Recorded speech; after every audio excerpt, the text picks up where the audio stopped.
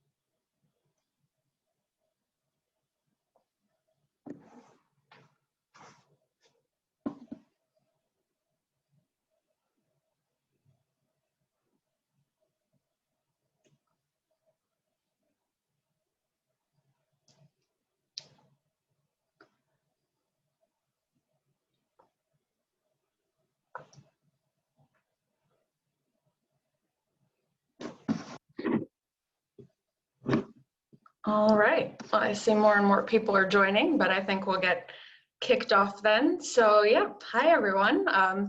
Thank you very much for joining us today. We're super to have all of you here with us, albeit virtual, as these days it only permits. But yeah, today we wanted to talk with all of you about a very important topic. So all of us know that this year has been quite a challenging one for everyone, really. And there are many things that have been exposed this year on all various topics that we really can't ignore. And we believe that the conversations around systemic racism are one of the critical topics that we definitely can't ignore, and we would like to continue the conversation and see what we can do about it. So although these conversations have originated this time in the US, they've obviously been acknowledged, and people all over the world are involved and saying, this is a global issue that we should be discussing. So many of us, I believe, are trying to find a means to make a difference. And one of the first steps, I would say, towards contributing to this positive change that we're all looking for is to educate ourselves. So that is why we decided to hold this event. We thought that hopefully we could learn more and extract some actionable items that all of us can take away today, so that we can, make these small impacts as we continue on in this crazy year and crazy world. So yeah, we're very fortunate today to have three of our expert panelists who will help us understand the background of racism, also how we can make an impact, and this will be from a more European perspective. So joining us today, we have Ojeaku Nwabuzo, who is a senior research officer at the European Network Against Racism. We also have Khaled Diab, who is an esteemed journalist and writer, quite well versed in all of these topics. And we're also honored to have the Spanish activist Remei Sipi. And Remei will actually be hosting part of a additional extended version of this, where we'll have a session at the end starting from 8 p.m. for Spanish speakers. So very, very happy to have Remei with us as well. But yeah, instead of taking up all the time, I would just like to say, first of all, maybe introduce myself, that my name's Arielle Fakhraee, and I graduated Tufts in 2010 and been living in Switzerland since then, so for 10 years now. So very, very happy to be with all of you, and I'd like to hand it over now to our guests just to give a bit of an introduction of themselves. So Ojeaku, would you like to start?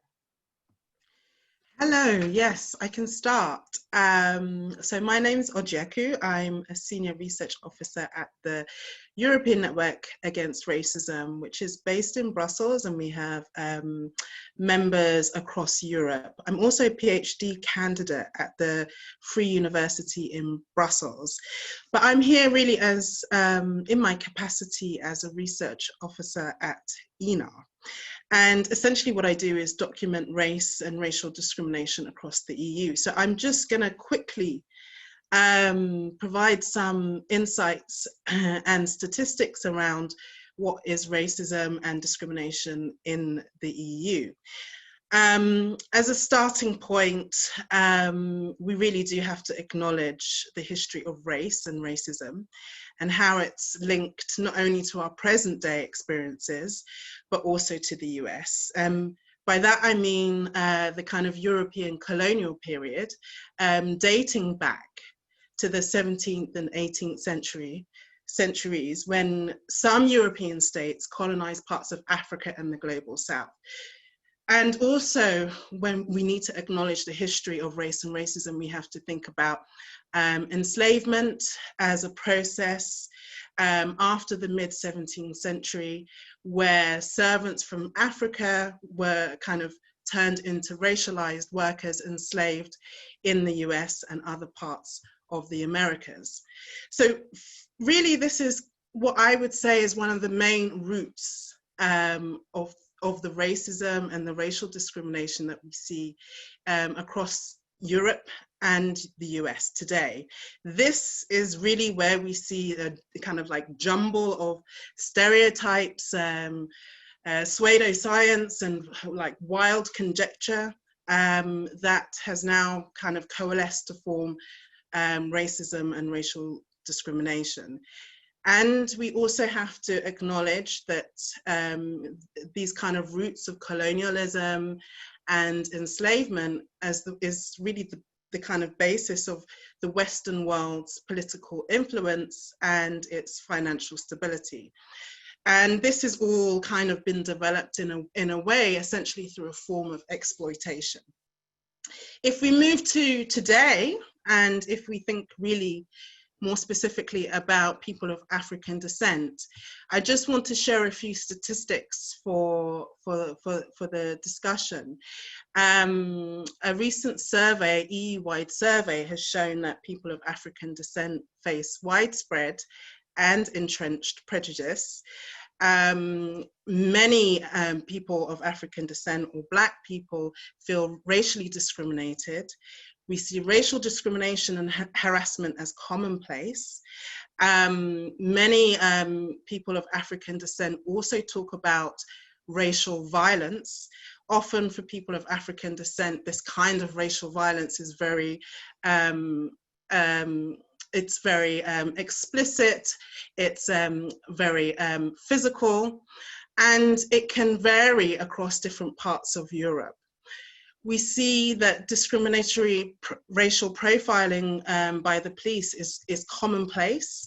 In the survey that I'm referring to, this is a survey done by the Fundamental Rights Agency. We see 1 in 4 people of African descent say that they were stopped and searched by the police. And the hurdles for inclusion are multifaceted. This is in all areas, where, for example, in jobs or in housing. And I would also like to say that it's, of course, we know it's not just people of African descent, it's all different racialized groups. Different racialized groups experience racism and discrimination in different ways and in different countries. It can be very specific to each country.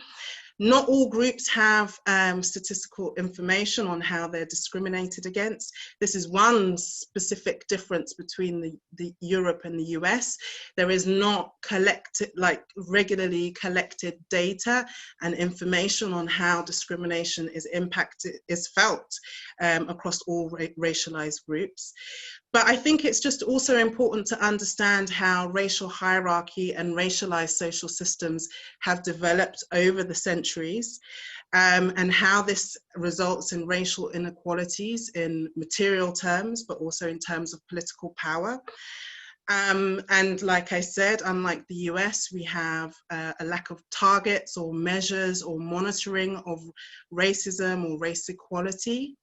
We see that people of color can exist sort of on the margins and not have as much possibilities to challenge established norms and values in a fundamental way. So these are the ways in which racism and discrimination can be experienced in Europe. And I also want to just quickly mention before I wrap up this introduction, is that racial discrimination can be experienced on kind of individual forms, but also in a institutional form and structural and systemic forms as well. And this occurs in all areas of society: health, education, labour market, and the economy.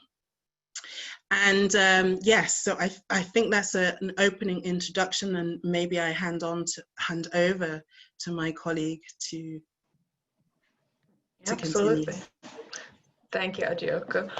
Yeah, very, very informative. And just so everyone knows, I know the Q&A is already being used, and we will at some times bring your questions in, but we will definitely try to address them at the end of this, just conscious of the time and what a critical topic within 1 hour we want to cover, just so you know. But then, Khaled, if I can move on to you for an introduction, and maybe if you also want to set the scene a bit in terms of the context of why we're here and the differences perhaps between what you see in Europe and the US or other parts. Great, thanks so much, Arielle.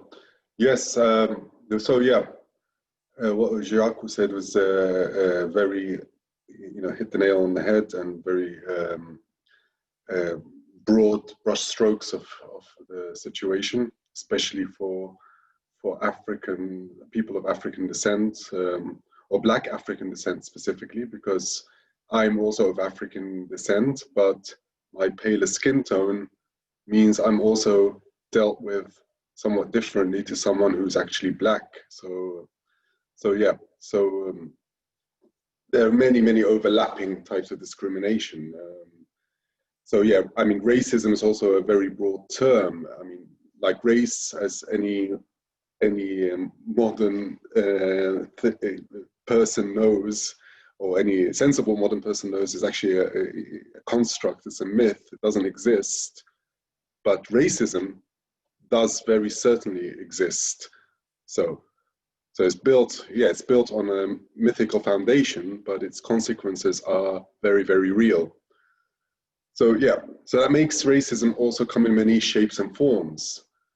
And sometimes it is linked to race, but sometimes it could be linked to other identity markers, we still put it under the umbrella of racism. So it could be linked to religious identity, it could be linked to national identity, so there are many different forms of what we could class as racism, at least in vernacular speak.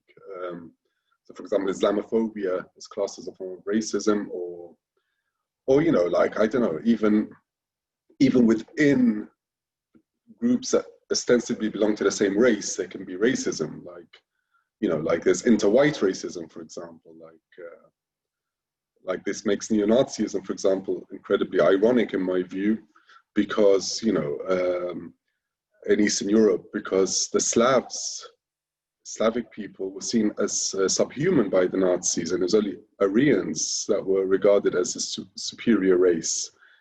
So yeah, so you have that level of types of racism as well. And racism is both highly personal, and impersonal and structural. So it could be highly personal in the sense that how we experience it, either as victims or perpetrators, colors our view of what racism is. And it could also be impersonal in the sense that it could be built into a system. So even if somebody as an individual is not a racist, they're given certain privileges or lack of privileges due to their, background, things about their background that they can't control. So yeah, so you could be a white person who's actually not a racist, but you still benefit from the racist structure around you. Or you could be, a minority person who is racist, but because your racism, is not structurally backed, it's only a question of individual prejudice, then not something that affects others so much. Also, yeah, racism changes from time to place. So yeah, the racism of today is quite different to the racism that say our parents or grandparents experienced if we're second or third generation European or American. So yeah, sometimes it becomes more subtle, sometimes it becomes more explicit. So yeah, so these are all things that color our perceptions of what race and racism is. I mean, a classic example of this is the idea that was quite in vogue, that we live in a post-racial society, or, you know, whereas, you know, the arrival of Trump and other populist leaders put paid to that idea. So yeah, so there's all these issues combined to make racism a very difficult beast to pin down. My expertise as such is not really as an academic or anything like that. Part of it is personal, in that I've experienced obviously racism in different parts of my life. But part of it, and also you discover when you reflect on yourself that you're not free of prejudice either. You know, it'd be very difficult to find a human who is free of prejudice. The difference is those who actively resist the prejudices they entertain and try to challenge them, and those who succumb to them and even go further.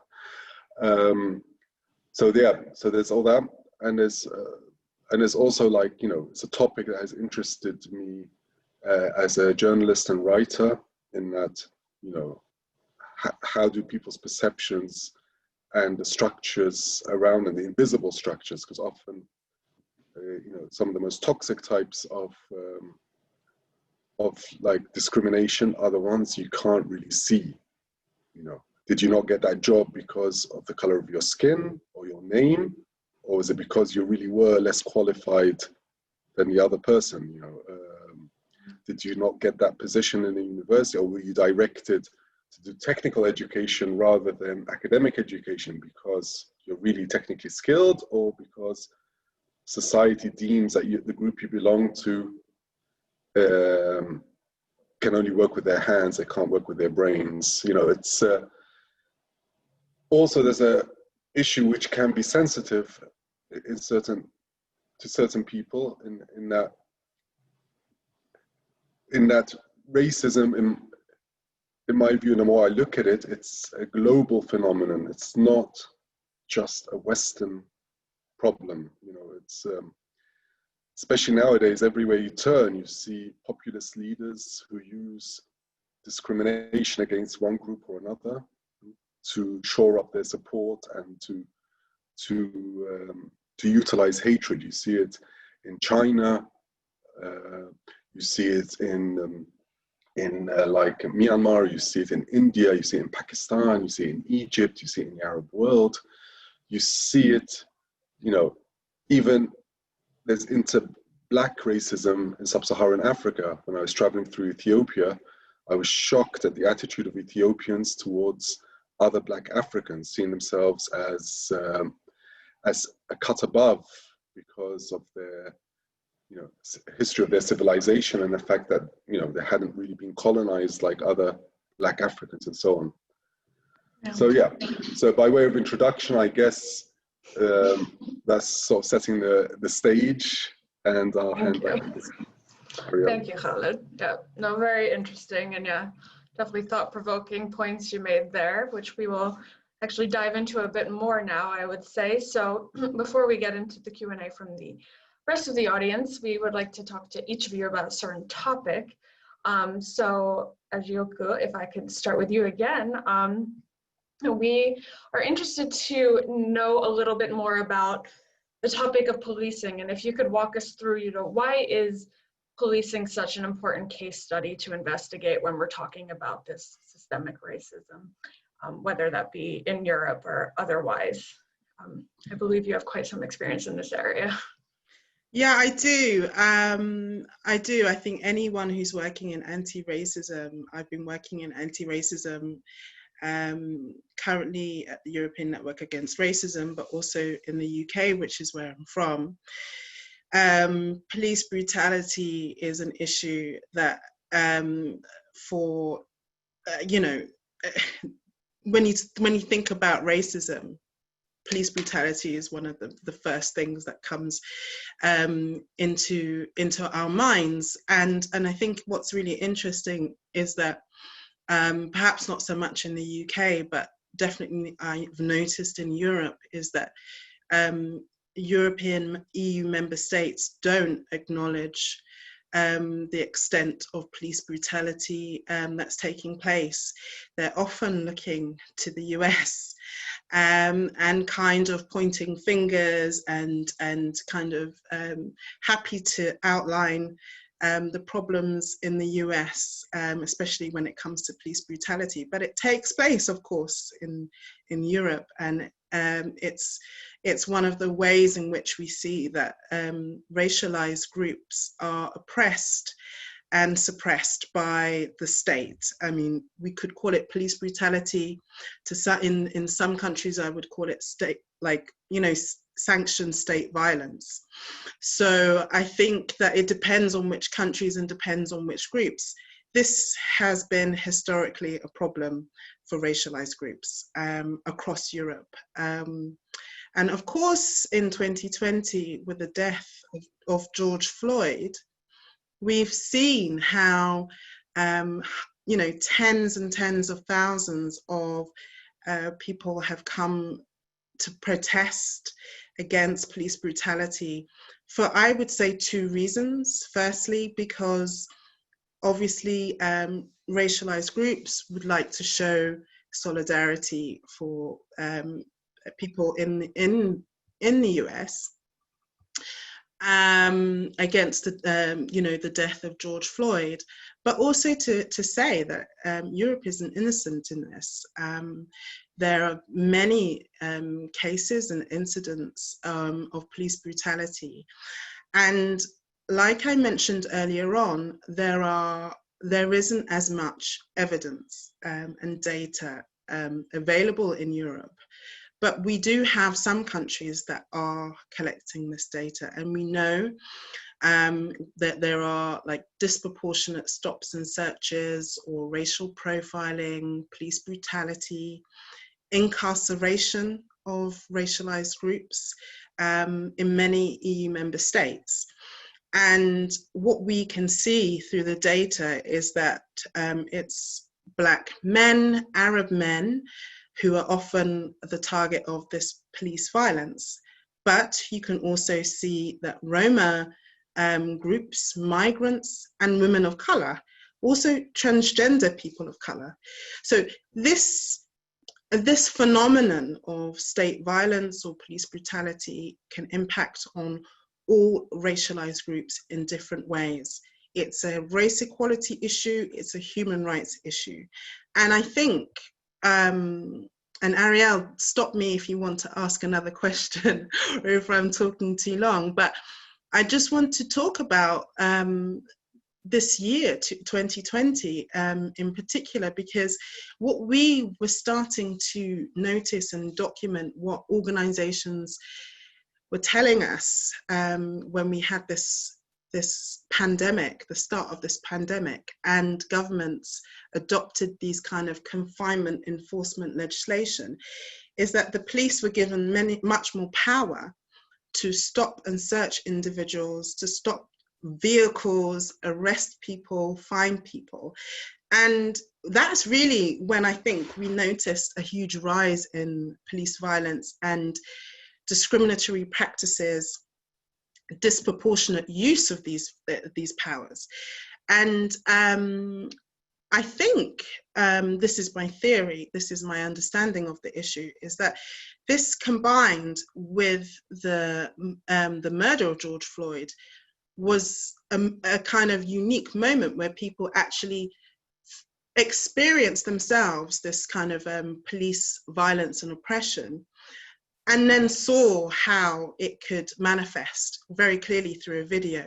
And that the combination of events meant that people really wanted to take to the streets and say that this is too much, this is enough.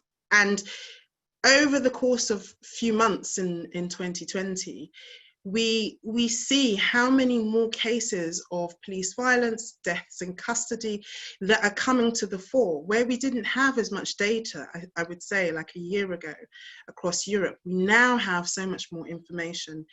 Video is a huge part of this, and I think this is one of the main reasons why George Floyd was kind of, the incident of George Floyd was mediatized in such a way, why sometimes we don't know or understand about police violence in the UK, because we haven't had as many. There are more and more, but we haven't had as many incidents of police brutality recorded.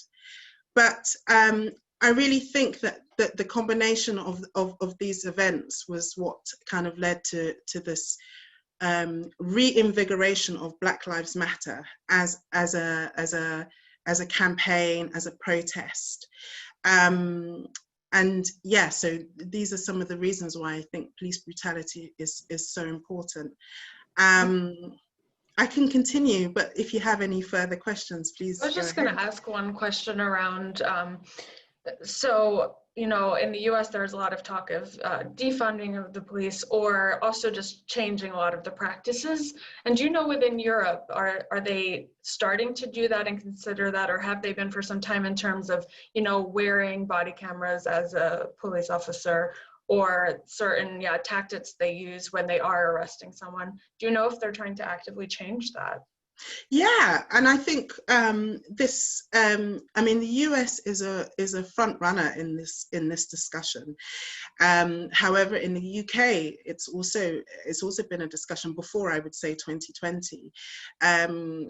You know, the whole kind of discussion around how do we create safety without the police, moving state investment from the police into other you know, social services, so that we ensure that there's safety in the community. I think the UK has been working on this. You know, we have this idea of defund the police and invest in these other services, but the discussion around abolition has definitely been taking place in the UK and other European countries. We have a different sort of system of policing in Europe than in the US, and different type of kind of welfare state. So each country is very different.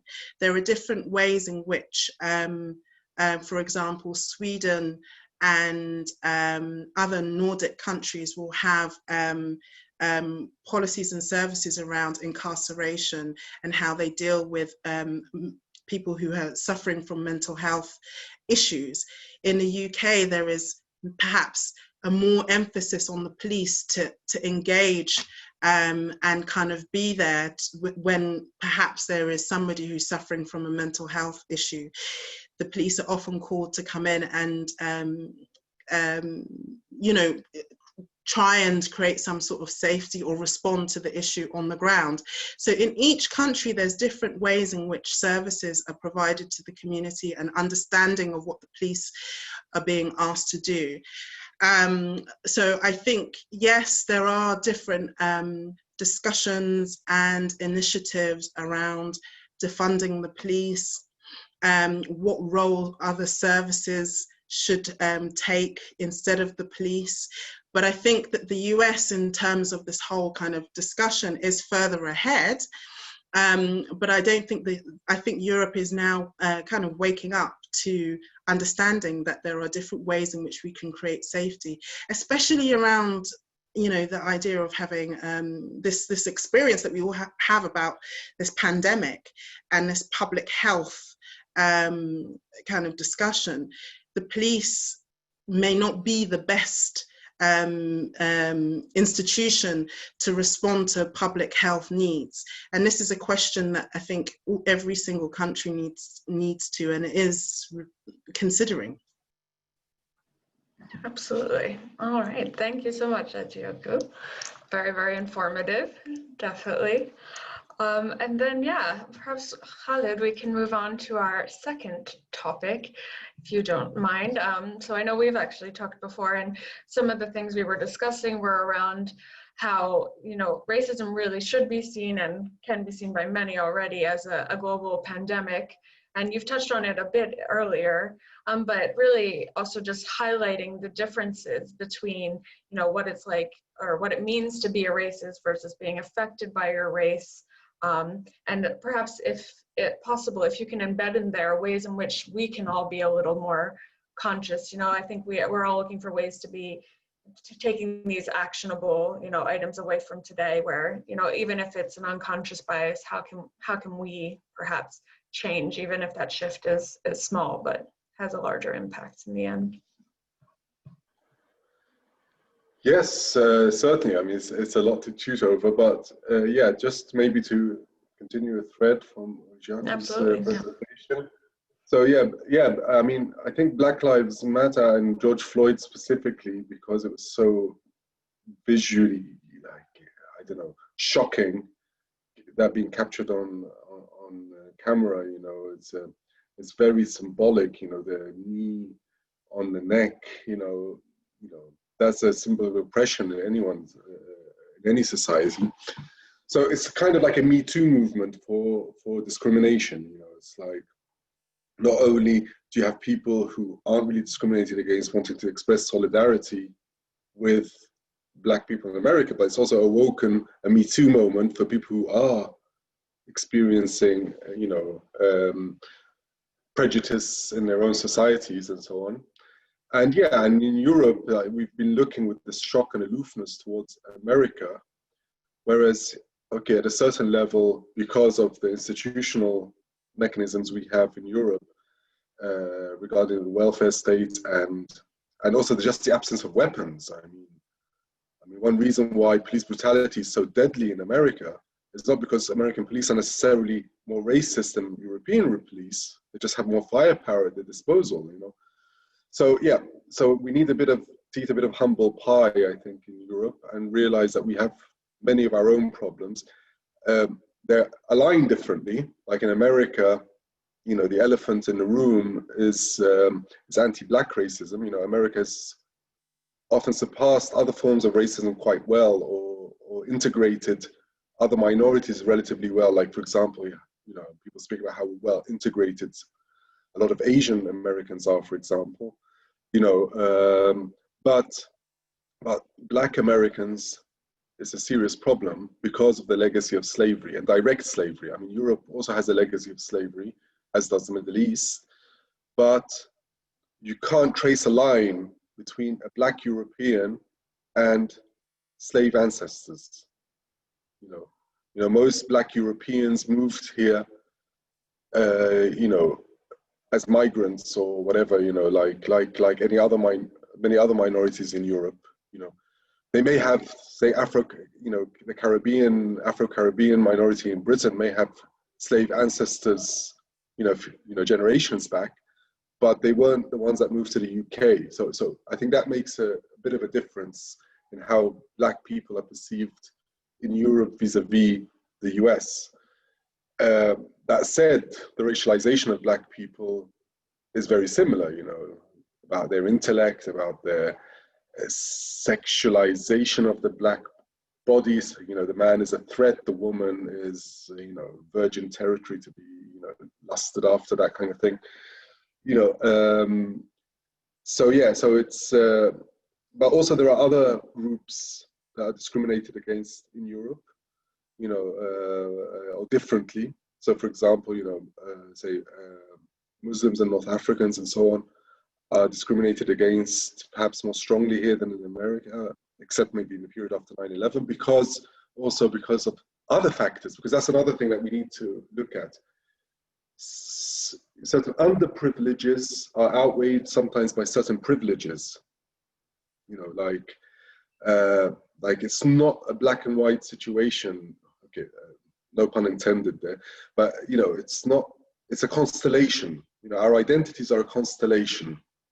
So for example, you know, in this stage of my life, I have the underprivilege of, say, my race in Europe, and perhaps my perceived or presumed religious identity. But I have the privilege of my gender. I have the privilege of my profession. I have the privilege of my age or relative age. I have, the privilege that I'm not underprivileged economically, that I'm middle class.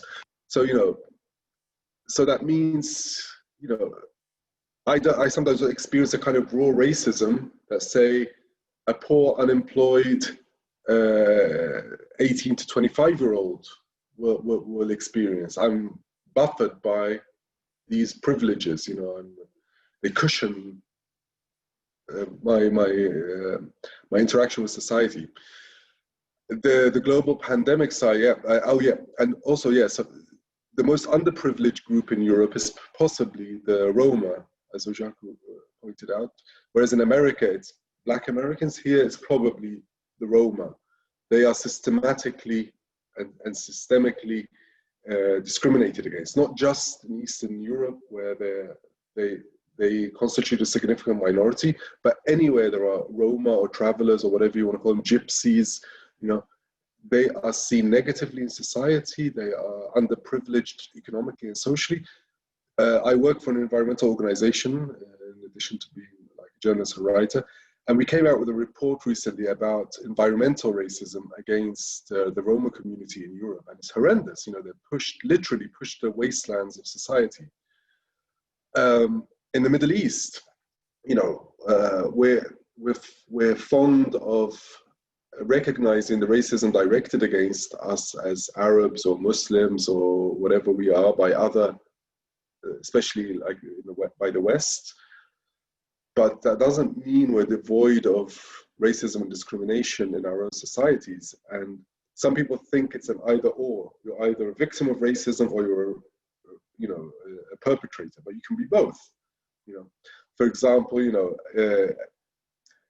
Arabs in the West or Arabs in the Arab countries, there's a lot of anti-Black racism. They sometimes say, oh no, it's not really racism, it's just, I don't know, standards of beauty or Blacks, have historical reasons for not being, as well integrated into society or something. But it's nonsense. It's the same kind of arguments that people who want to deny racism in the West use as well. Like we also have a problem with slavery. I mean, like, okay, the western coast of Africa was the shipping station for slaves to the New World, or whatever you want to call it, to the Americas. But the eastern coast of Africa was a shipping post for slaves to Arab and Muslim countries. The Arab or the Muslim slave trade, Islamic slave trade lasted longer and was less intense than the Western one. But the numbers in the end, the total numbers were about the same. And the thing is, they were all taken from the interior a lot of the time. So we played a significant role in depopulating and setting back and causing parts of Africa to be underdeveloped, but we don't recognize this. On the contrary, sometimes I find it quite funny and ironic that sometimes African Americans think Islam will be their liberator because they experience Christianity as their oppressor. But for Black Africans who were oppressed by Islam, I don't think they see Islam as their liberators necessarily.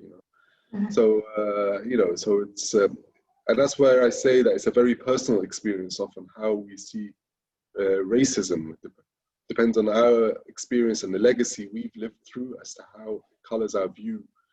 But I think to talk about what we can all do, to speak out, obviously, when you see racism, even if it's inconvenient for you, you really need to, at the very least, try to speak out. So sometimes when you do express views about racism, it won't make you popular. It'll probably make you unpopular. Might make people angry, but you have a duty to speak out. You have a duty of self-reflection. not only do you call out the other person's racism or the other society's racism, that's very easy to do because, you know, seeing the fault in your enemy is the easiest thing you can do. The harder thing is self-reflection, to see where your prejudices are, whether the society around you or you as an individual, and to try and tackle those. I wasn't, growing up, I wasn't immune to necessarily to all the negativity. You know, it rubs off. You know, the negativity about certain groups in society rubs off. You know, I grew up, you know, thinking that probably like having like thoughts about gypsies being like apart from society and not really the same as everyone else, or that, you know, say like a muscular black guy, you know, when I was a child, if I was passed by a muscly black guy, I would have probably been quite frightened, you know, because, you know, I mean, even if your parents tell you, you know, this is not nonsense or something like that, you know, you still got what society around you perceives, you know. So I think we all need self-reflection, you know, like for example, I don't know, like anti-Semitism. You know, that's something, you know, because of the Arab-Israeli conflict, something that's become quite widespread and toxic in Arab and Middle Eastern societies. And yeah, and I mean, even though I actively resist that, and I see Jews as equal human beings, you know, there are times when you know, certain stereotypes, you know, do affect you as well, you know, and how you perceive the world, even if unintentionally. Yeah, absolutely. Thank you, Khaled. Definitely. No, good things to think about, and yeah, some points that are definitely actionable. And just conscious of time, we just wanted to let everyone know through the Q&A function, which you'll see on Zoom, here you can start to ask questions, and I will try to address as many as possible. So please, type away. And we did have a few already, so thank you for those who have already shared some.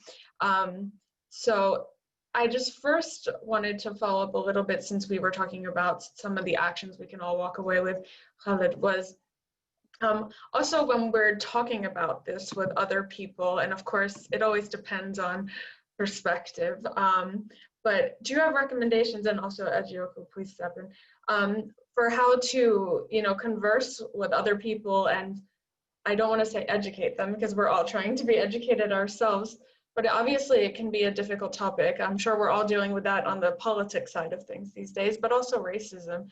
Are there certain ways in which you would go about discussing this with either friends or people who are not as close, perhaps? Are you Was that to me? Or to yeah. I'm sorry. So either of you. I feel you probably both have. Do you want to go first, or shall I go first? You go first. Go ahead. I will chip in. Okay, I think humility is important. You know, to recognize, you know, like not everyone is intentionally a racist. Even if they are racist or express racist views, they're not necessarily intentionally so. You know, they could have been raised or programmed so much to perceive things in a certain way that they have trouble resisting that. So, you know, you can challenge that. Not everyone's like that. Some people have been challenged continuously, but they still entertain these views. So those you have to be more aggressive with. But, you know, not everyone is intentionally that way.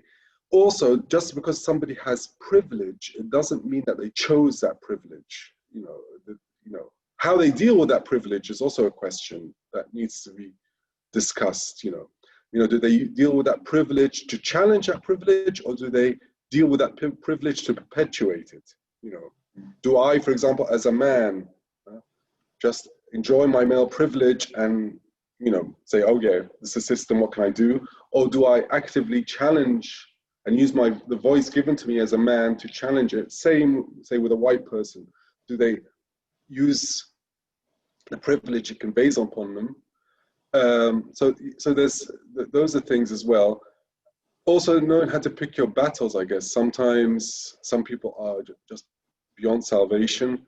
Sometimes, you know, prejudice could be better dealt with in a more considered sort of way, like in writing or something like that. Sometimes it needs a conversation. Sometimes it's better, you know, on a podium. You know, sometimes it requires you to use combative words. Sometimes it requires you to use diplomatic words. I think you need to pick your battles. I think we also need the spectrum. You need the sort of like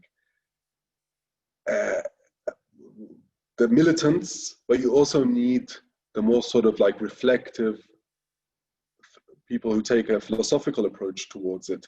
So, you know, I think we need both sides. We need people to challenge the system from outside the system. We also need people to change the system from within it. Yeah, great points. And Ojeaku, did you also have a view on this part?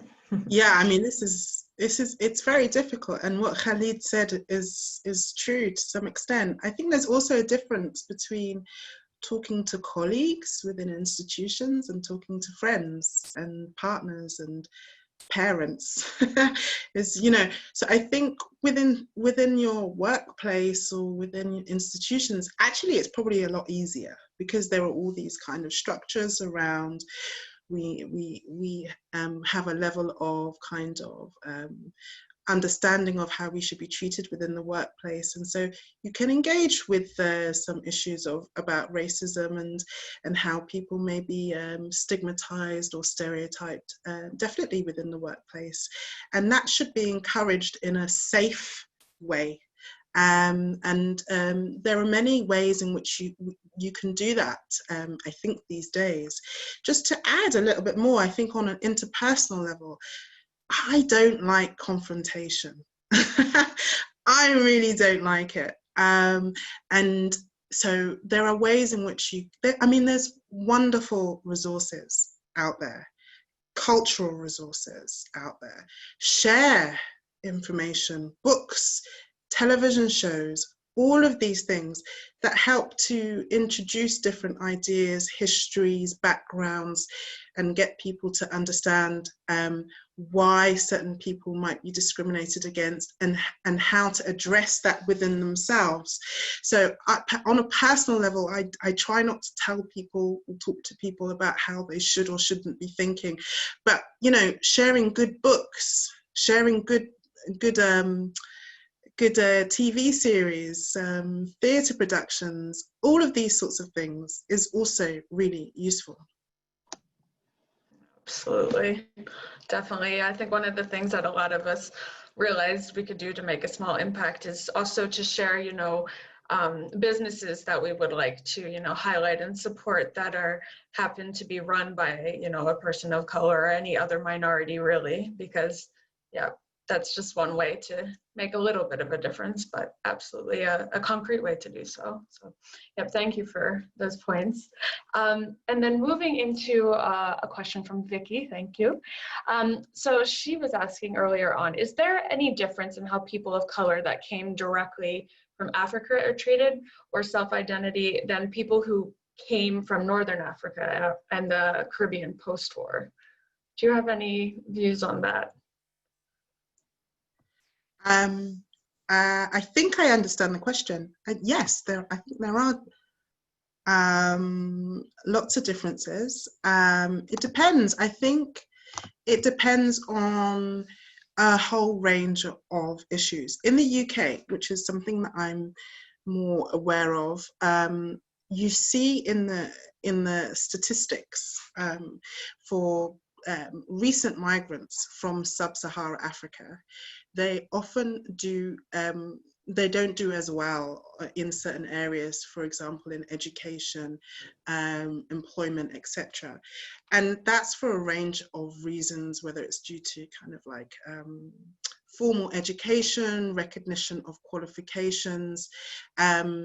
So these more recent migrants would do worse in a range of categories than somebody like myself, who is Black, still the same, you know, racial category, but grown up in the UK and been part of the educational system.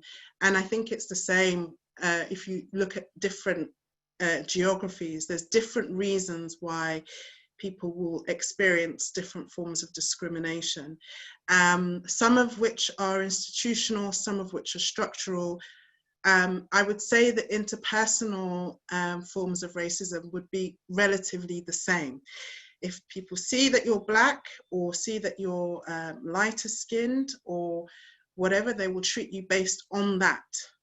So I doubt that the police, for example, will make a distinction between me as somebody who's grown up in the UK or somebody who is coming recently from Africa, the sub-Saharan Africa. But yes, there are differences. Thank you. Definitely. And I know we touched on this next question a bit, but I do think it is an interesting one. If you could, or maybe Khaled, if you want to start, talk a bit more around, are Europeans more or less advanced in their anti-racist sentiment and the prejudice than the US citizens? You know, a bit more around those differences, because it is interesting. What a question. I think it depends on which Europeans, which Americans, and which sentiments, I think. Because, for example, France, with its Republican ideals, prides itself on being, you know, colorblind if you subscribe to those ideals. So it doesn't really believe in multiculturalism. If you consider yourself French, it doesn't matter what color you are, at least in theory, huh? And that's reflected in the fact that a lot of Black Americans used to escape to Europe and France to find freedom, you know, or American soldiers who came to and fought in Europe during World War II were treated better in Europe than they were back home in America, or the fact that the first Black politician in a Western society was in France, you know, things like that. But then there's other things where America could be perhaps more advanced, in a sense that, you know, as long as you pledge allegiance to the flag, you can live, you know, according to your own cultural norms, kind of like in Britain, you know, multiculturalism in that sense. You know, you don't have to subscribe to the religion of the state, as it were. So there's that in America, which is perhaps more advanced, and Europe also, ethno-nationalism is much stronger in Europe. So, you know, Americans are more willing to describe people as someone as an American, than Europeans are to describe someone as their own nationality. You know, until recently, it was very difficult to find, say, a Dane or a Swede, even though they're very progressive people in many other areas, who would consider, say, a Black person as a Swede or a Dane. You know, it was unheard of until maybe, you know, the turn of the millennium or something. I don't know, like, you know, or it's very rare, because, you know, ethnicity and nationalism are so intertwined, so much more intertwined in Europe than they are in America, which prides itself on being a melting pot. So I guess those are some broad differences, but also recency, the issue of recent immigration. In America, it sometimes could be the other way to what was described about the UK. Like, because of the legacy of slavery, Africans who move to the US as immigrants are more likely to integrate and be successful. You can see that with Barack Obama's father, for example. He came to be an academic. Obama himself, he didn't have the chains of, the symbolic chains of slavery around his neck when he was growing up, much less so than, you know, those descended from slaves. So I think it could, being a recent immigrant can also have advantages too. Yeah. Thank you for that. Definitely. Very interesting. And now perhaps looking at the time, there's one more question that I think is quite interesting and perhaps difficult to answer, but yeah, if both of you perhaps could give some feedback on how can you, or what recommendations can you give us in terms of how to filter what we see on social media during these trendy times so that we can actually use social media or other resources, but to actually promote anti-racism effectively? Because it is a bit of, you know, a minefield, and we do want to make a difference. So how would you view that? Ojeaku, do you want to start? Or I can start, but I'm woefully unqualified to talk about social media. I do have Twitter. I think Twitter's great, but it can be quite vicious sometimes. But I have a real problem with Facebook. These days, it seems to be kind of more of a space for prejudice and bigoted views, and it can be hard also to see friends or family like sharing content that might be harmful. I stick to Twitter. I think I like things also like YouTube and Instagram, and there are so many people to follow on Twitter and YouTube, so much information, so much independent media, independent analysis and reporting. So I think it can be really useful. And it's also a way in which you can kind of talk about certain issues that wouldn't necessarily get coverage on mainstream media. So I think that it can be useful, and we use it in our work, but personally, it's not something that it's not always a kind of a safe space to discuss these issues. mm-hmm. Yeah. Khaled? Well, I could only like share some strategies that I try to use. So I try to avoid falling into an echo chamber or a rabbit hole of self-reinforcing views. So I try to follow a spectrum of different voices. I constantly fact check. You know, I don't just rely on one source, especially if something sounds a bit iffy.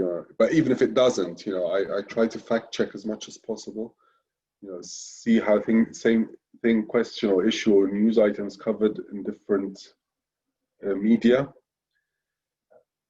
Also, like, you know, to try not to be partisan.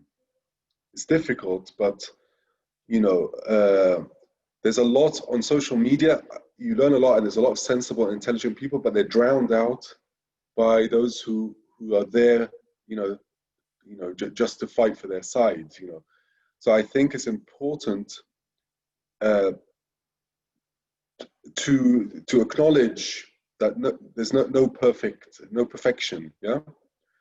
And to sort of like reach out beyond echo chambers and to challenge yourself, not just challenge your opponents, you know, challenge them obviously, but challenge yourself too.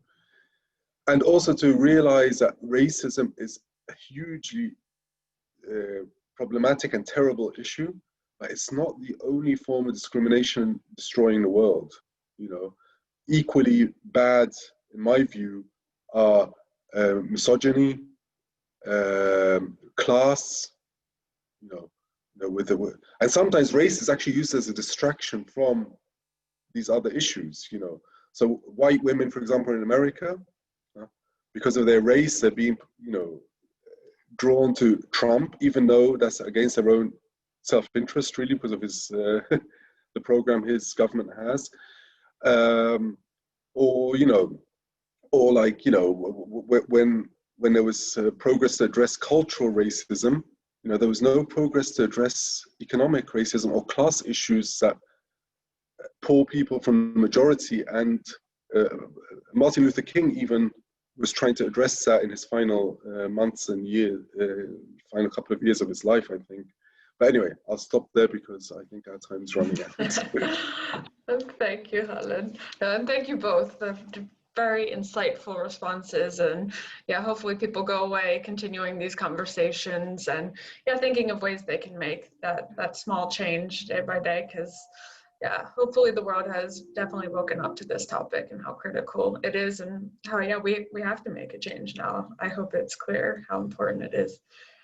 So yeah, thank you both. It's really been a pleasure to have you. And now that it is 8 o'clock Central Time, we will be moving on to our Spanish-speaking section. So very much looking forward to that. Thank you all who are just joining for the first part of the session. And thank you for the questions. And yeah, we hope to see you on another virtual Tufts event soon. So thank you. Thank you. Thank you so much for the invitation. Thank you. Bye-bye. Happy to have you both. Thank you. And then if I could hand it over then to Marjan, I would love if you could introduce Remei and yeah, get started on the Spanish-speaking section. Thank you. Okay, perfect. Okay, so I'm just going to say just a goodbye to, well, everyone's going to stay with us, right? I'm just going to introduce Remei in, hang on a second. Okay, here I am. Okay, I'm going to speak in Spanish, okay? And I hope that the people that are listening will understand, but I hope that the Spanish group that joined us is here with us. Okay, so, bueno, buenas noches, hola, gracias por estar aquí. Y que yo quería hacer una introducción muy breve para presentar a Remei, para darle a ella el tiempo máximo para hablar. Y solo quiero decir que durante el verano, cuando estábamos buscando gente para hablar, para participar en el panel, yo quería encontrar a alguien que realmente tenía la experiencia de la calle, que estuviera con la gente, y pues encontré la persona perfecta. Y como una profesora de Tufts ha dicho en sus palabras que esa profesora no está con nosotros esta noche, pero tiene unas palabras que a mí me parecen perfecto para describir a Remei, que dijo, pues mira, ella, Remei, es el principal referente en el Estado español para varias generaciones, porque lleva trabajando en el movimiento negro y feminista con todas sus intersecciones y dificultades hace más de 40 años. Y nunca ha dejado la pelea y la preocupación y el cuidado por la gente de la comunidad, fortaleciendo a ellos los lazos y las bases económicos de comunitarios. Ha ayudado a muchísima gente. Y con esa introducción muy breve, pues me gustaría que hablara Remei ahora, ¿vale? Muy buenas tardes. Bueno, tarde ya no, noche, buenas noches en España. Muchísimas gracias por incluirme en este panel. He disfrutado muchísimo. Mi inglés es cero, pero Maya ha tenido la amabilidad de ir traduciéndome y escribiendo lo que decían los compañeros. En muchas ocasiones me he sentido identificada. Vivo en Europa, escucho lo que decían en cuanto al racismo. A mí me ha parecido pertinente al ver el panel de traer aquí la situación de las mujeres africanas que viven en España. Hablar de la inmigración de las mujeres negras en España puede ser un tanto pretencioso si lo que intentamos es esbozar una ligera aproximación a lo que son las vivencias personales a lo largo del continuo espacio temporal que va entre los 70 de la última década del pasado milenio a los 20 del actual siglo XXI. Y para poder objetivizar esta narrativa, es obligado remitirnos a diversidad de mujeres que hemos poblado la diáspora, desde los diversos lugares e incluso en un mismo país, las diferentes maneras de ser de los países de procedencia. También deberíamos poner el acento sobre los motivos de nuestros desplazamientos, dejando de lado esta especificidad. Vamos a plasmar aquí y ahora nuestras luchas, que si bien son iguales en cuanto al contenido, no lo son en cuanto a las formas que adoptan una vez nos hemos desplazado. Muchas de nosotras venimos de países lejanos y otras ya han nacido aquí. Por lo tanto, estamos ya presentando a las mujeres negras procedentes de África, de la diáspora, en dos grandes bloques. Las que vinimos aquí, nos hemos quedado aquí, hemos tenido hijos, y esos hijos que ya están aquí. Las primeras que llegamos aquí con nuestras maletas, nuestras mochilas, cargadas de ilusiones. Y dentro de estas mochilas cargadas de ilusiones, había cosas para aportar a la sociedad receptora. Mientras las que nacen aquí, en las mochilas suyas, que también las tienen, están cargados de ilusiones, de sueños generados por las vivencias de ellas y por las experiencias que les hemos trasladado. Pero en estas mochilas, la sociedad receptora nunca le interesó saber qué hay dentro de esta mochila, porque creíamos que, aunque nos habíamos desplazado por varios motivos, teníamos experiencias de vida que en la sociedad receptora muchas veces no existían ya. Así podemos situar nuestra presencia aquí desde hace más de 50 años. Hemos luchado, hemos trabajado, hemos vivido, hemos sufrido. También hemos amado porque hemos tenido nuestros hijos aquí, tenemos pareja tanto mixtas como de los países de procedencia, etc. El espacio de la inmigración abarca desplazamientos que suceden desde casi todos los puntos de este continente colonizado económicamente y culturalmente, cuando no políticamente, en situaciones está colonizado, políticamente, económicamente, culturalmente. Económicamente porque de los países sacaron muchos recursos de África para llevarlos en esos países donde hemos venido a recalar, empobreciendo más aún nuestros países de destino. Culturalmente, ya desde la época colonial, en los países nuestros, ya se cuidaron de borrar nuestras culturas. En algunos países, como es el mío, de Guinea Ecuatorial, era motivo de delito hablar en las lenguas vernáculas. Tenías que hablar en castellano, no podías hablar en las lenguas de los diferentes etnias que había en el país. Por lo tanto, colonizado culturalmente, que todo esto nos llevaba a infantilizarnos. Personas alienadas, generalmente.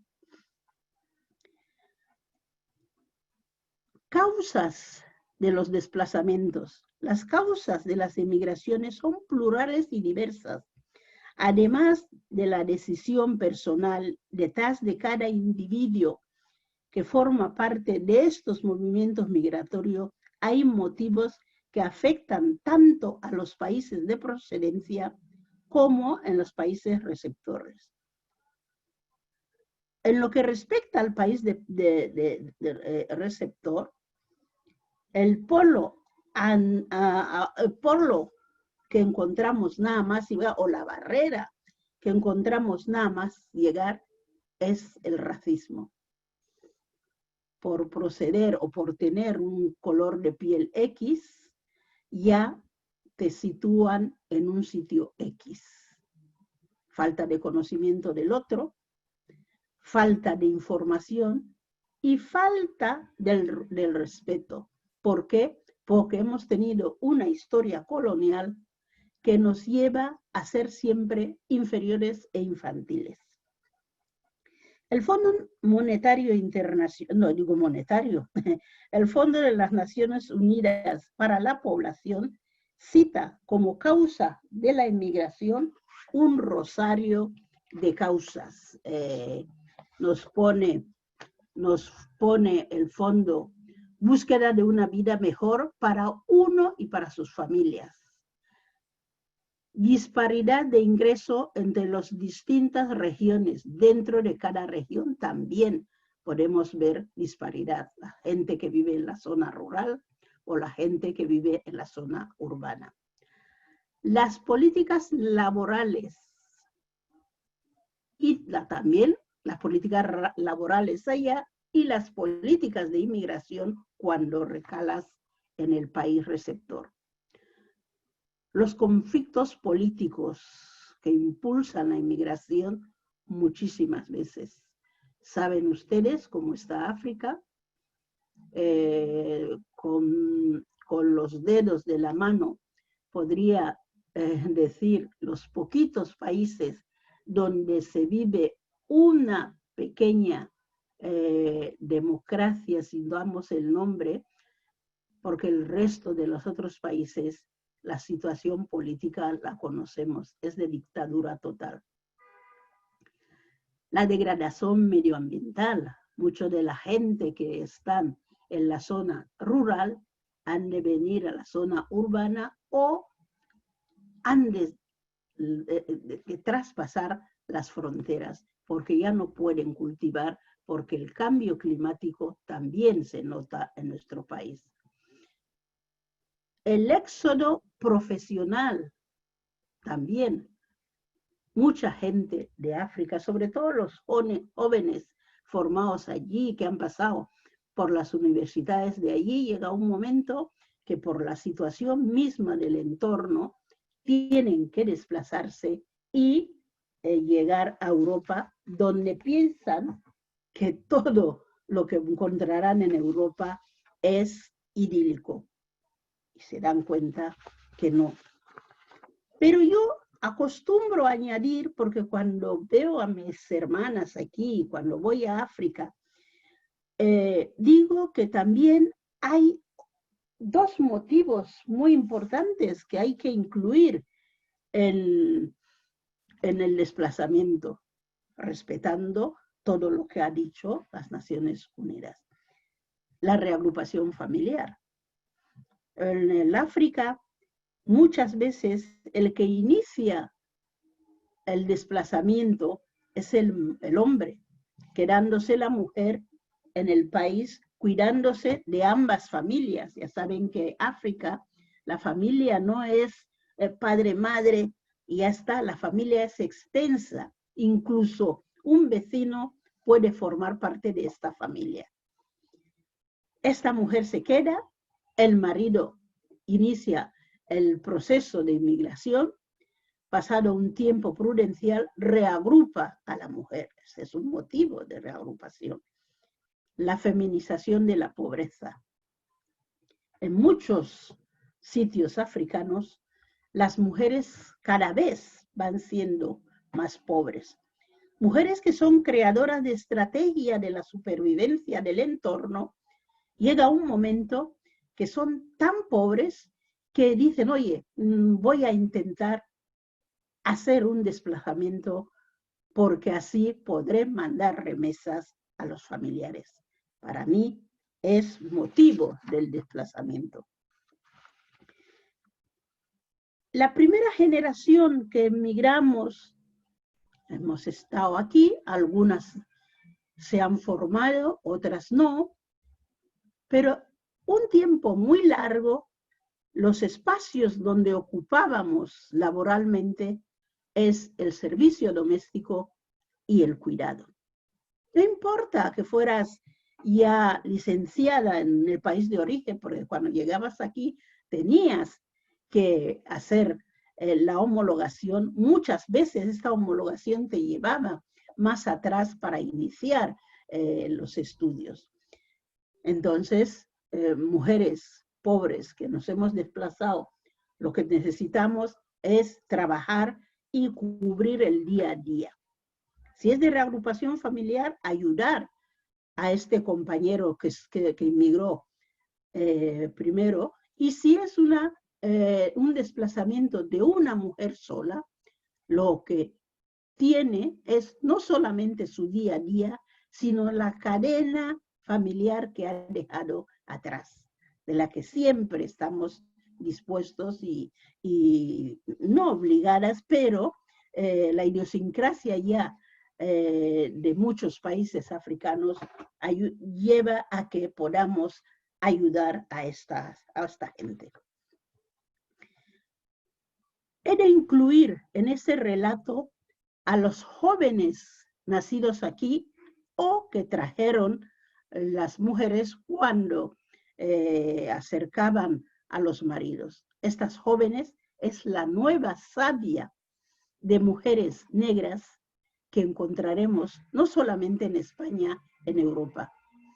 Muchas de ellas ya formadas, profesoras de universidad, médicos, abogadas, y cómo no, también hemos tenido un apartado de un fracaso escolar por la idiosincrasia misma de los problemas que hemos encontrado en la inmigración. Este variopinto de jóvenes que están aquí son jóvenes que podemos decir que afrontan la situación de la inmigración, pero desde otra perspectiva. Decirles que ellos han intentado buscar espacios donde la narrativa les lleve a explicar su historia desde ellas mismas.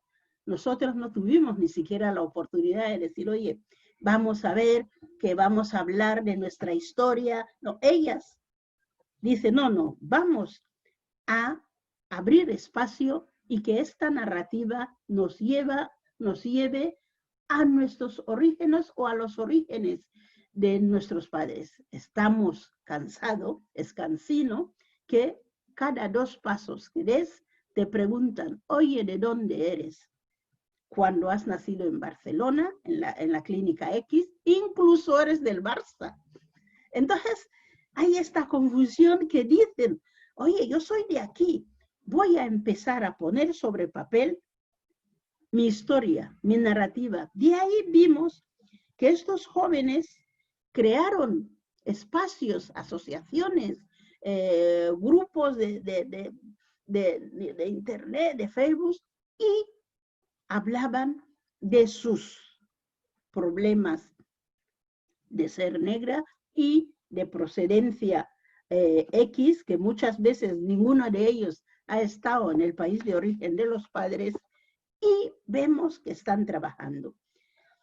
Yo particularmente que escribo y que voy a sus espacios y que miro de saber cómo van, generalmente tenemos el debate de decirles, ojo, no hace falta radicalizarse. Obviamente pasan situación de racismo, obviamente cada 2 por 3 les preguntan de dónde eres, obviamente en igualdad de condiciones en un puesto de trabajo, no tienen la posibilidad de ser los primeros elegidos. En los espacios estos me invitan y voy. Les voy a citar 2 espacios, uno en Barcelona que se llama Black Barcelona y otro en Madrid que se llama Conciencia Afro. En Black Barcelona este año no lo pudimos celebrar, que se celebra generalmente en la primavera, que hace buen tiempo, nos vemos todos en la calle. Allí hay debates, hay presentaciones de libros, hay teatro, todo ello preparado, dirigido y realizado por la nueva generación de mujeres africanas o afroeuropeas, porque han nacido aquí, o mujeres negras que hablan, presentan la situación de estas mujeres, tanto en Madrid como en Barcelona. También empezamos a ver que lo que no tuvimos nosotras, empezamos a tener una, dos, es poquito, pero al menos ya se visibiliza actrices negras. Tenemos a una famosa para nosotras y para el público, Silvia Albert. Tenemos monologuistas, mujeres que hacen monólogos, etcétera. Tenemos la Magda Bade. Tenemos periodistas para nosotras que no solamente están hablando de inmigración o de la situación de las mujeres negras, sino hablan de la sociedad donde vive Lucía Mbomío, por ejemplo. Tenemos jóvenes que están sacando a la luz textos escritos por ellos mismos que circulan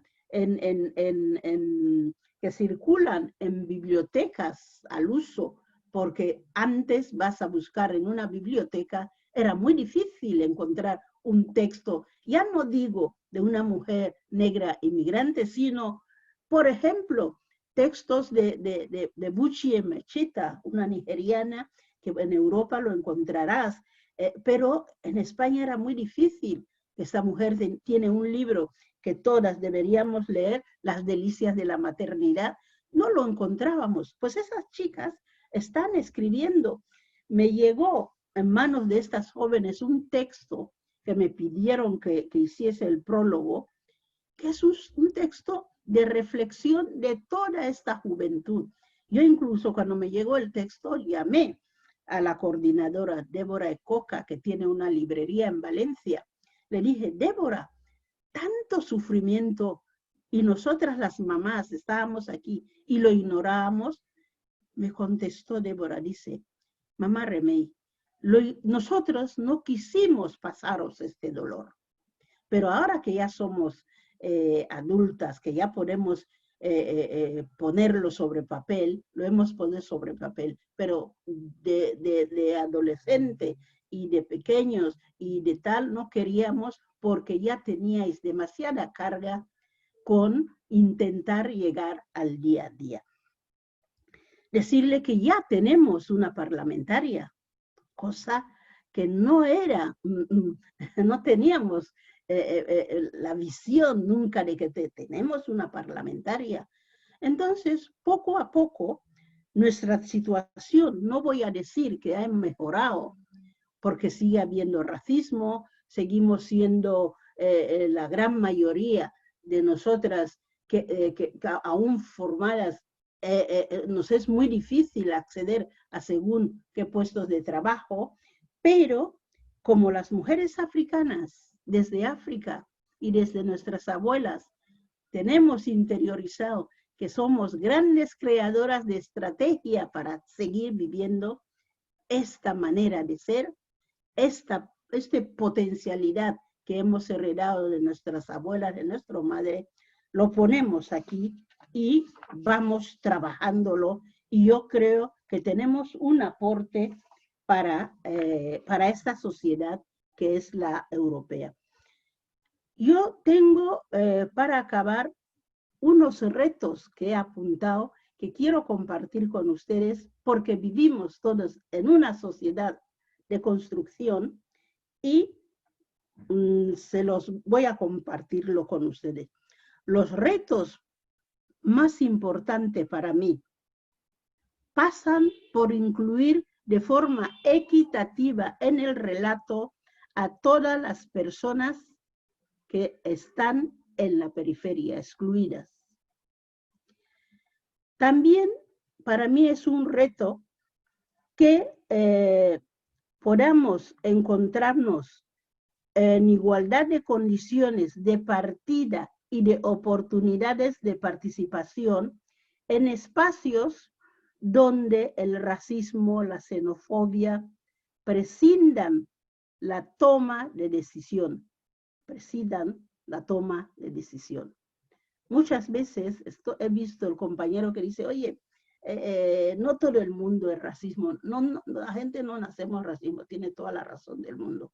Pero si no creamos espacio donde podamos debatir esa problemática, no iremos bien, la sociedad no caminará bien, porque los que somos negros y recibimos este racismo, esta xenofobia, en lugar de decir, pues sí, vamos a mirar, de crear espacio para debatirlo y tal, nos dicen, qué sensibles sois.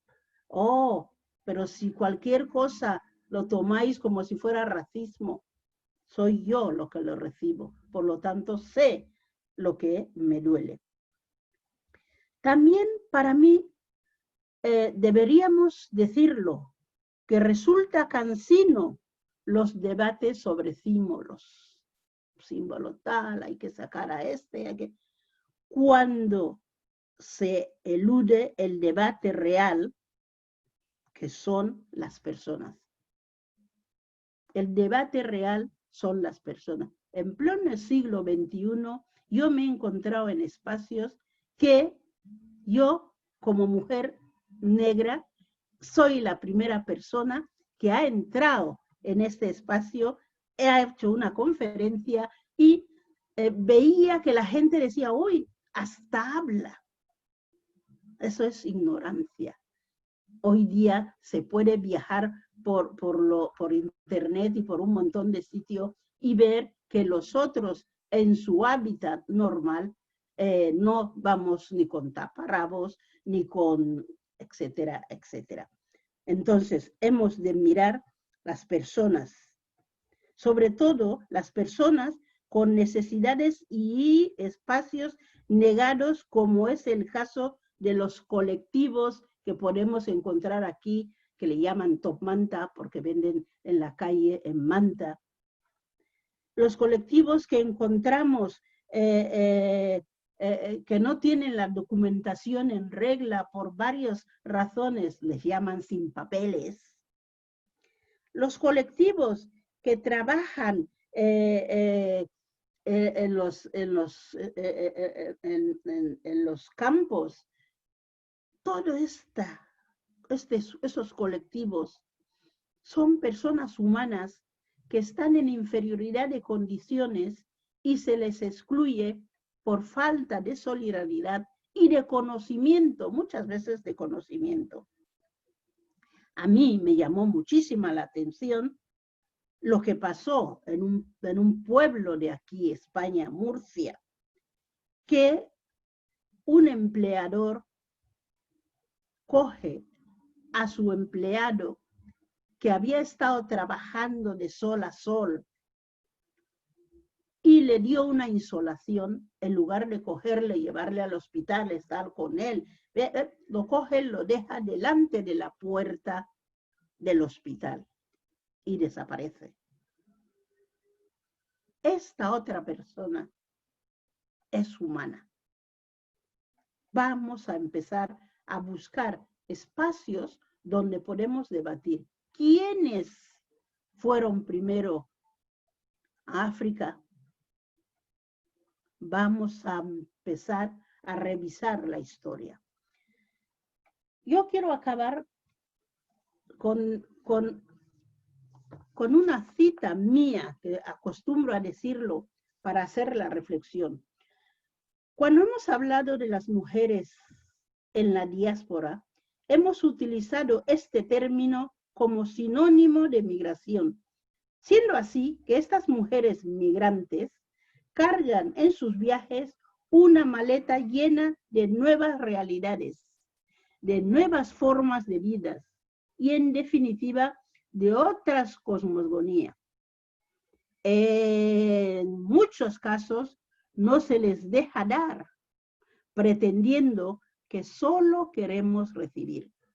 En nuestras maletas hay cosas importantes que podemos aportar en la sociedad donde llegamos. Gracias. Bueno, muchísimas gracias. Sí, Remei, muchísimas gracias. Estoy anotando cosas de las palabras que has dicho y muchísimas gracias por todas tus aportaciones.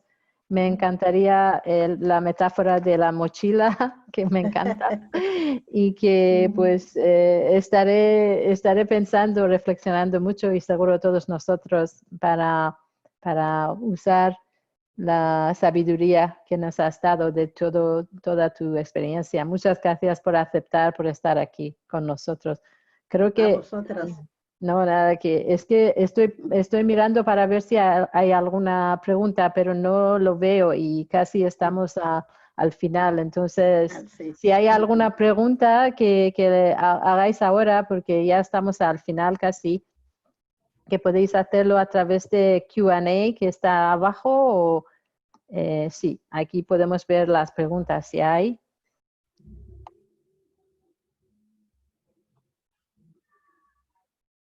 Vamos a darles un minuto, ¿no?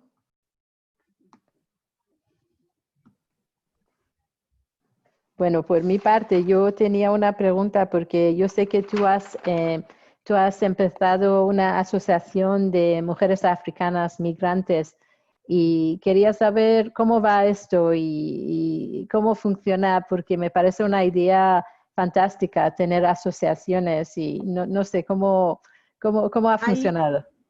Hay varias asociaciones. La primera asociación netamente de mujeres negras y de Guinea Ecuatorial tiene ya 26 años. Wow, sí. La fundamos hace 26 años. El año pasado el Institut Català de las Mujeres, Institut Català de las Donas, nos dio un premio por haber aguantado 25 años. Todo el mundo que conoce el asociacionismo sabe lo duro que es. Yeah. Estamos ahí dentro de nuestras limitaciones. Luego formamos una asociación que se llama Yemanya, porque como la nuestra era africana y además de un país, y aquí hay diferentes mujeres de diferentes procedencias, creamos una asociación que se llama Yemanya, donde cabían todas las mujeres inmigrantes. La formamos mujeres latinoamericanas con mujeres africanas. Nos dedicábamos, y ahora ya es más extensiva a otras cosas, sobre todo a la formación y a la orientación de las nuevas mujeres que venían, que muchas veces no tenían la posibilidad de saber dónde acudir para diferentes problemas o no problemas en la sociedad receptora. Los canalizábamos y las instituciones trabajaban con nosotros. Hicimos un folleto de orientación que circula aún por todo Barcelona y por todo Cataluña para saber dónde, cómo encontrar situaciones o las mujeres dónde pueden encontrar soluciones a los problemas o a las preguntas que se encontraba. Eso me parece fantástico, esa poder de ayudar entre la gente y tener esa experiencia me parece fantástico. Sí. Y lo deseo para muchos. Es una experiencia es muy difícil porque en el caso de la gran mayoría de los hombres de todas las procedencias, el patriarcado está por encima de todo. Una mujer reagrupada depende del marido. Entonces, ay, ¿cómo vas a ir con esas mujeres que son unas activistas y te van a llenar la cabeza? En fin, claro. Hemos saltado muchas de estas barreras y aquí estamos intentando luchar para apoyarnos más que nada. No es que yo te ayudo, nos apoyamos, es una red de relaciones de solidaridad. Eso me parece fantástico. Muchísimas gracias por todas las aportaciones y la información que nos has dado. La verdad que me abriste a mí los ojos y verás que todo que están aquí escuchando también han disfrutado muchísimo, que es una conversación que hay que continuar. Pero ahora mismo yo creo que vamos a concluir porque ya llegamos al final del programa. dejamos a Sí. todos descansar, ¿verdad? Y que pues nada, que también no digo, Jabari, did you want me to say anything further, or do we say goodbye to all the panelists now? How do we do this? All set. Bueno, pues ya concluimos el panel. Muchísimas gracias a todos los participantes y panelistas, a mis colegas, a Ivy, a Arielle, a Jabari, a Jerry, por acompañarnos durante esta tarea que queríamos realizar, y nos sentimos muy orgullosos de todos. ¿Vale? Muchísimas gracias. Nada, un Buenas abrazo noches. fuerte. Mucha suerte con Igualmente. todo, ¿vale? Gracias. Gracias. Adiós. Hasta luego. Adiós. Chao. Adiós. Adiós. Adiós.